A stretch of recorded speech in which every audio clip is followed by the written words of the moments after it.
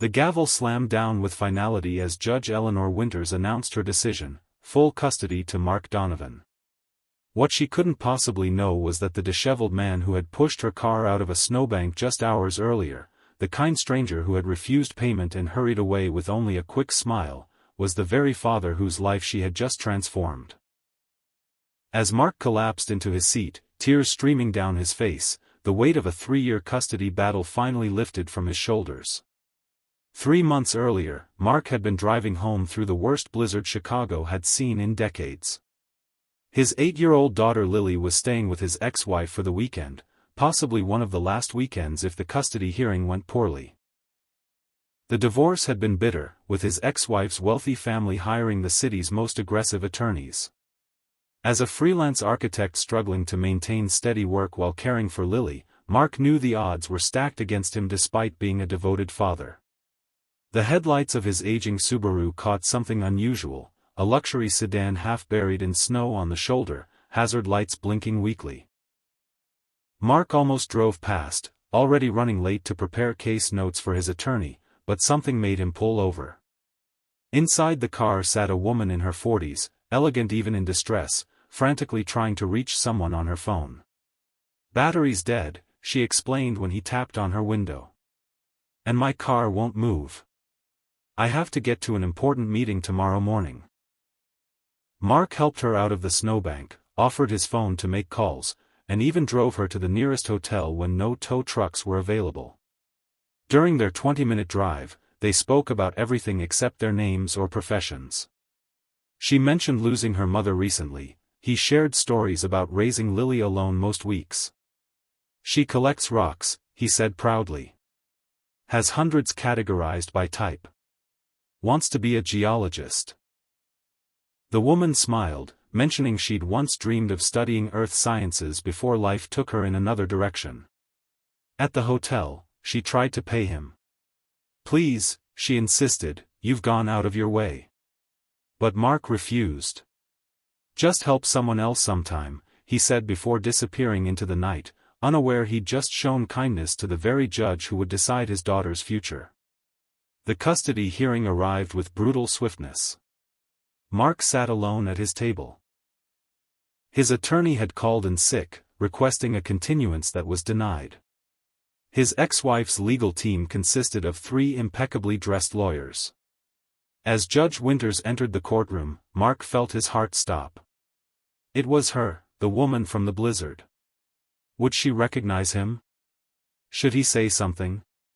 Before he could decide, proceedings began, and the opportunity vanished.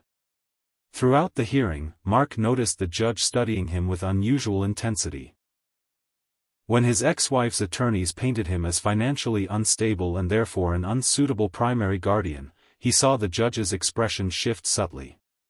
When they presented his irregular work hours as evidence of inconsistent parenting, Judge Winters asked pointed questions about his schedule that actually highlighted his dedication to being present for his daughter. The turning point came when Lily was called to speak privately with the judge in chambers. Mark had no idea what his daughter said, but when they returned, Lily was smiling for the first time in months. Judge Winters called for a recess, and as the courtroom emptied, she paused beside Mark's table. "Mr. Donovan," she said quietly, "I believe I owe you a debt of gratitude." Before he could respond, she was gone, leaving him bewildered. When court resumed, everything changed. Judge Winters systematically dismantled the opposition's arguments, citing precedents that favored devoted parenting over financial advantages. "This court finds that stability comes not from wealth but from consistent love and presence," she stated. "Mr. Donovan has demonstrated extraordinary commitment to his daughter's well-being despite significant challenges." As Mark left the courthouse with Lily's hand in his, a court clerk handed him an envelope. Inside was a note. "The night you helped me, I was returning from my mother's funeral. Your kindness reminded me why I became a judge, to see the true character of people beyond appearances. You never mentioned your custody case, never tried to curry favor. That integrity spoke volumes. P.S. Lily showed me her rock collection photos. Impressive cataloging system. 6 months later, Mark's architecture business was thriving thanks to a referral from an unexpected source, Judge Winter's brother, a developer. He had just finished tucking Lily into bed when his doorbell rang. Standing there was Eleanor, no longer in judicial robes but in jeans and a sweater. "I've recused myself from any future matters involving your family," she said with a nervous smile. "Which means I can finally ask if you'd like to get coffee sometime." Mark stood frozen, 1,000 questions racing through his mind. Was this appropriate? What would people think? What would Lily think? But before he could voice any concerns, Lily appeared behind him in her pajamas. "Are you the rock lady?" she asked sleepily. "Dad said you liked my collection." Eleanor laughed. "I am indeed the rock lady. And I brought something for you." She handed Lily a small box containing a piece of rose quartz. "It was my mother's. She collected rocks too." As Lily excitedly examined her new treasure, Mark felt something shift in his heart, a possibility he hadn't considered since his divorce. "Coffee sounds great," he said finally. "But I should warn you, I'm a package deal." Eleanor's smile deepened. "I wouldn't have it any other way." What neither of them realized was that Mark's ex-wife had hired a private investigator who had photographed their innocent meeting. 3 weeks into their cautious friendship, as Mark and Eleanor were enjoying a museum outing with Lily, Mark received a text with a photo attachment and a simple message: "Custody appeal filed. Improper relationship with the judge who ruled in your favor. See you in court." Mark stared at his phone in horror, the happiness of the day evaporating instantly.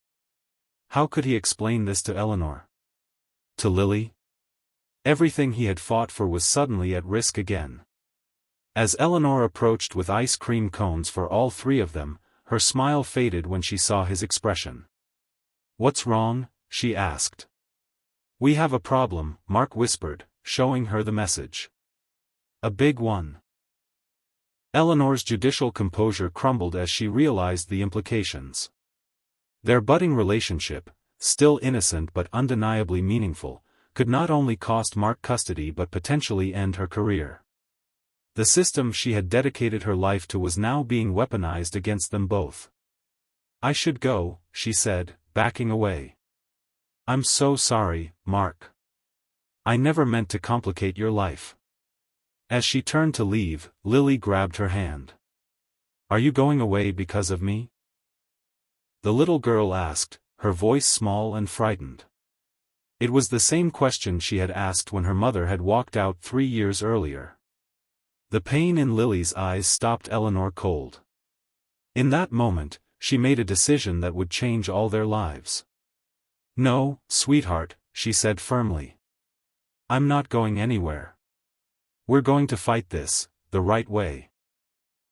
The custody appeal hearing was assigned to the chief judge of the family court division, a stern woman with 30 years on the bench. Eleanor recused herself from her judicial duties to testify, an unprecedented move that sent shockwaves through the legal community. Mark's ex-wife's attorneys argued that their relationship proved bias in the original ruling. When Eleanor took the stand, she didn't deny knowing Mark. Instead, she presented her complete notes from the original case, demonstrating how each decision was supported by evidence and precedent. "I recognized Mr. Donovan during the proceedings as someone who had helped me during a personal crisis," she testified. "I considered recusing myself but determined I could rule impartially based on facts. Our personal acquaintance began only after the case was closed." The chief judge listened intently, then asked the question everyone was waiting for. "And what is the nature of your relationship with Mr. Donovan now?" Eleanor looked directly at Mark before answering. "I care deeply for both Mark and his daughter. But more importantly, I believe in justice. If this court finds that my original ruling should be set aside, I will accept that decision, but I will not pretend that caring for them is wrong." After 2 agonizing weeks of deliberation, the chief judge issued her ruling: the original custody decision would stand. "This court finds no evidence of impropriety affecting the original judgment," she wrote. "Furthermore, the subsequent relationship between Judge Winters and Mr. Donovan, while unusual, appears to have developed naturally and without corrupt intent. 1 year later, Mark stood nervously at the altar of a small chapel filled with friends and family. Lily, now 10, served as flower girl and ring bearer combined. As Eleanor walked down the aisle, Mark reflected on the strange journey that had brought them together, a snowstorm, a custody battle, and a second chance at happiness for all of them. In her vows, Eleanor spoke words that resonated beyond their small gathering. Sometimes justice and love arrive in unexpected packages. You helped me when I was stranded, never knowing who I was or what I could do for you. You showed me that true character isn't about what we do when everyone is watching, but about the choices we make when no one is looking. As they began their new life together, Mark often thought about sharing their story, how a simple act of kindness had changed everything, how fighting for what matters most is always worth it, and how sometimes, the universe has a way of bringing the right people together at exactly the right moment. If their story touches your heart, remember that kindness without expectation of reward is the most powerful force in the world. Like Mark discovered, you never know how your actions might come full circle. Share this message with someone who needs to hear it today, and perhaps leave a comment about a time when kindness unexpectedly changed your life.